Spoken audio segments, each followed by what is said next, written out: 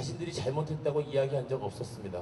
모든 죽음의 책임을 그 죽음의 당사자인 피해자에게 다 씌우려고 했습니다. 국가로부터 위임받은 권력인 군 검찰과 경찰권을 행사하는 헌병대 수사관들과 헌병대장 검찰관은 지속적으로 윤일병 가족들을 기만해 왔습니다. 지금 현재도 사실상 살인죄로 공소장이 변경이 됐다고는 하지만 재판정에 한번 와서 보십시오. 검찰관이 살인죄에 대해서 실체적 진실을 파헤치려고 하는 의지가 도대체 있는지를 찾아볼 수가 없습니다. 오히려 가해자 측 변호인 중에 한 명이 실체적 진실에 다가가려고 하면 소송 지휘권을 행사해서 주신군 판사라는 사람이 그건 왜 물어보십니까? 라고 방해를 하고 있는 주객이 전도된 상황입니다. 이것이 지금 현재 우리 군사법당국이 썩어 문드러질 대로 문드러질 수밖에 없는 윤일병 사건이 축소되고 은폐될 수밖에 없는 그러한 상황까지 이르게 만든 것입니다. 상식적으로 생각을 해보십시오. 살인죄로 공소장을 변경을 했습니다. 그러면 스스로 수사가 잘못되었고 기소가 잘못되었다는 것인데 그 책임자들에 대해서는 아무런 말을 하지 않고 있습니다. 그래서 가족들이 기다렸습니다.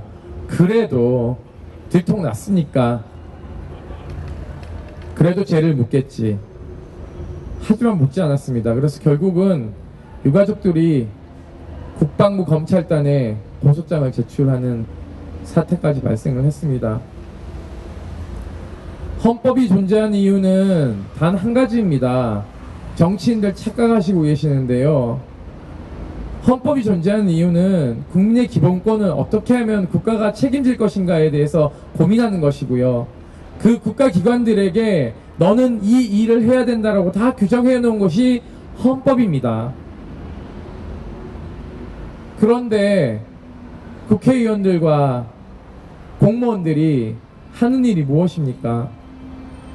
윤일병 같은 사회적 약자를 보호해주는 것은커녕 오히려 그것을 진실을 가리고 이 수사가 지휘관에게 어떤 영향을 미치는가를 먼저 판단하는 것이 군입니다.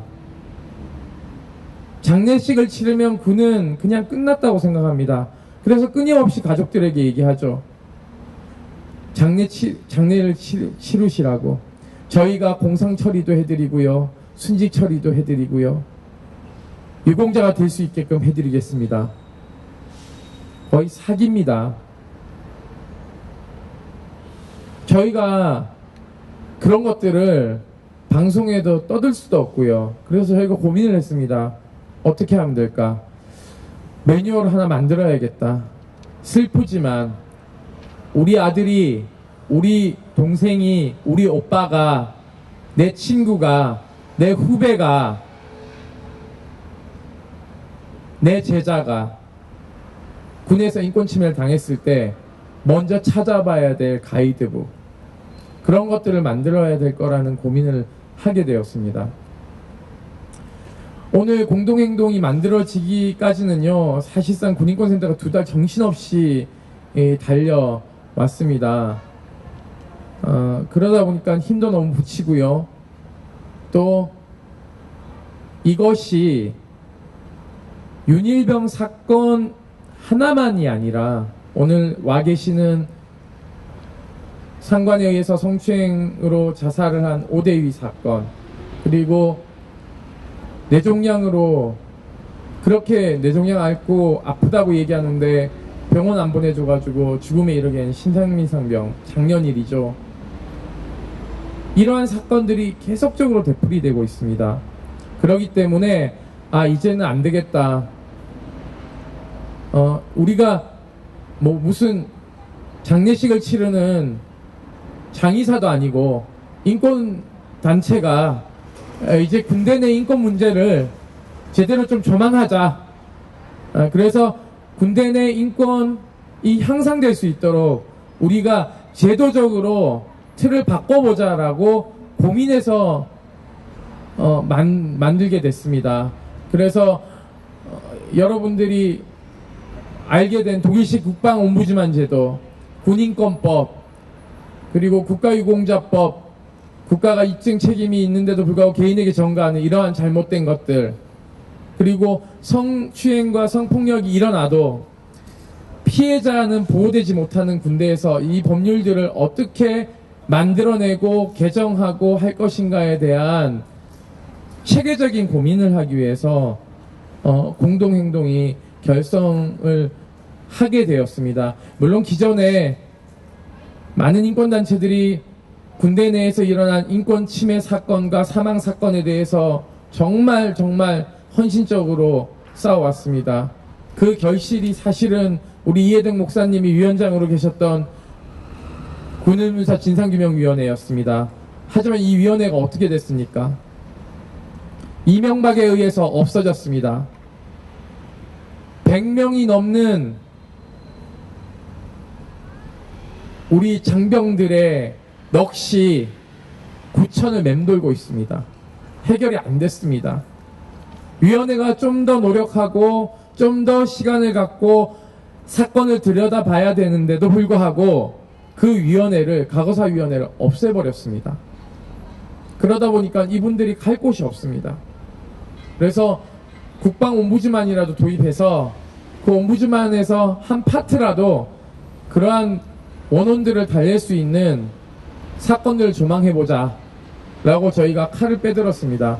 현재 제가 국방부 배영문화혁신위원회 위원으로 참가하고 있고, 오늘도 대전에서 의무발전 세미나를 보고 왔습니다.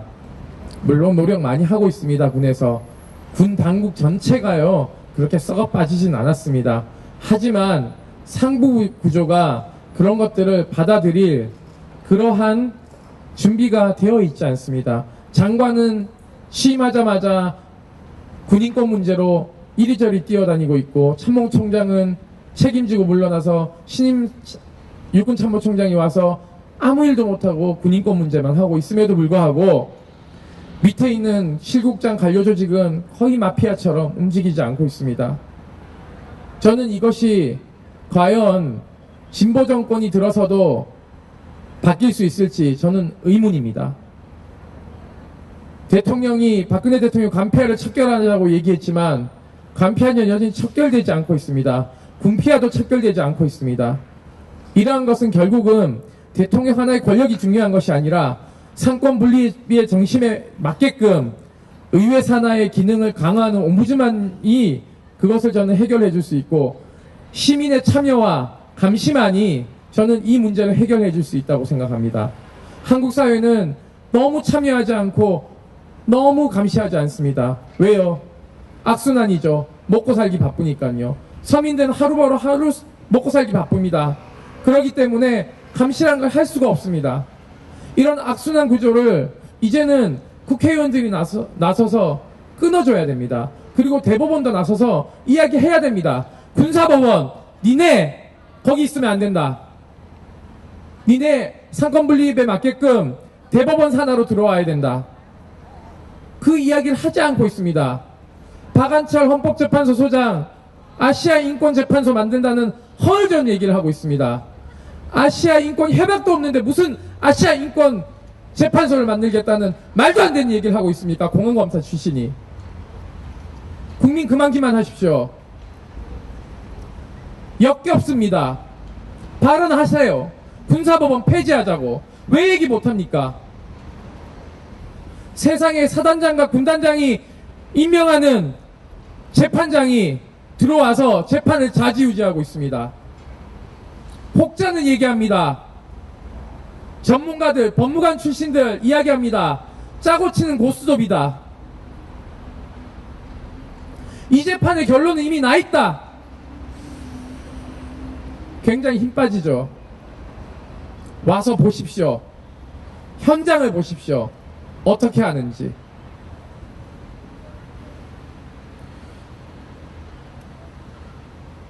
재판정에 들어가는 절차부터가 반인권적이고 재판장의 권한인 감치명령을 일개 군판사가 자기 혼자 평의도 하지 않은 채 감치명령을 내리고 감치재판을 합니다. 우리 헌법에는요, 민간인은 초병을 살해하거나 응독 살해하거나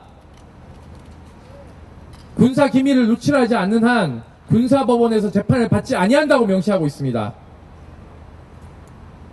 그럼에도 불구하고 감치재판을 하더군요. 참 재미난 나라입니다. 와서 보십시오. 현장에서 증인이 되어 주십시오. 유족들과 함께 같이 아파하고 눈물 흘려 주십시오. 감시만이 해결될 수 있습니다. 자, 시간이 많이 없겠죠. 내 생활을 쪼개서 가야 되니까, 용인까지 가야 되니까. 그렇다면 2심은 친절하게도 여기 용산에 있는 국방부 고등군사법원에서 2심이 진행될 수도 있습니다. 이 재판이 이제 거의 막바지에 왔습니다. 저는 감히 얘기하건대 살인죄 적용, 유죄 판결, 낙관 불허입니다. 낙관할 수 없습니다. 저는 그 가해자를 죽이자고 얘기하는 것이 아닙니다. 혹자들은 이렇게 얘기합니다. 사형시키자. 저는 사형제도를 반대하는 사람입니다. 국가폭력이 개인의 폭력과 저는 다르지 않다고 생각합니다. 이 사건에서 가해자들을 사형시키면 궁극적으로 좋아할 사람들은 이 사건에서 수사를 축소 은폐하고 배후에서 조종한 사람들일 것입니다. 왜? 가해자와 피해자 대립관계니까는요. 시스템을 조망하고 제도를 바꿉시다. 가해자들이 유죄 판결 받는 것도 좋지만 그들이 사형 판결을 받는 것을 원하지 않습니다. 과정의 투명성, 어떻게 해서 죽었는지 진실을 알려주고 그 고통을 치유해주는 역할을 군사법당국이 해달라는 것이 정말 잘못된 것입니까? 저는 묻고 싶습니다. 정말 잘못된 것입니까? 저는 그것은 국가의 책무라고 생각합니다. 정의가 땅에 떨어졌는데 군에 입대한 장병들이 과연 적을 향해서 돌진할 수 있을까요? 저는 그렇지 않다고 생각합니다. 이순신 너무 미워하지 마십시오. 대한민국은 이순신을 배출할 군 구조가 되어 있지 않습니다. 그런 썩어 빠진 곳에 메스를 들이밀지 않는다면 저는 부패한 군대, 장개석의 군대가 반드시 될 것이다 라고 생각을 하고 있습니다. 여러분들이 감시하고 참여하고 두 눈 부릅뜨고 지켜봐 주세요. 저희 군인권센터 연간 5천만 원도 안 되는 예산 가지고 35조 원 쓰는 조직을 다윗과 골리앗의 싸움을 하고 있습니다. 물론 시민들이 곁에 있어주고 지지해 주시고 버텨주시기 때문에 가능한 일이라고 생각합니다. 좀 더 참여해 주시고 자식 군대 보내는 가족들 그냥 의뢰 그렇게 하는 과정이라고 생각하지 마십시오. 물어보고 연대하고 저희는 그 과정에서 다음 주부터 306 보충대 군인권 카드를 나눠주러 갈 겁니다. 직접 만날 겁니다. 직접 만날 거고요. 그게 부적이 될 수도 있고 십자가가 될 수도 있습니다. 염주가 될 수도 있고요. 저는 그런 믿음으로 부모님들과 입대 병사들을 만나려고 합니다. 그 길에 시민 여러분들의 동참이 반드시 있어야 된다라는 생각이 듭니다. 같이 해주실 수 있으시겠죠? 네. 그러면 그 희망을 가지고 저희는 열심히 묵묵히 공동행동과 발맞추어서 반드시 이번에 입법될 수 있도록 노력하겠습니다. 함께 노력해 주시면 감사드리겠습니다. 고맙습니다.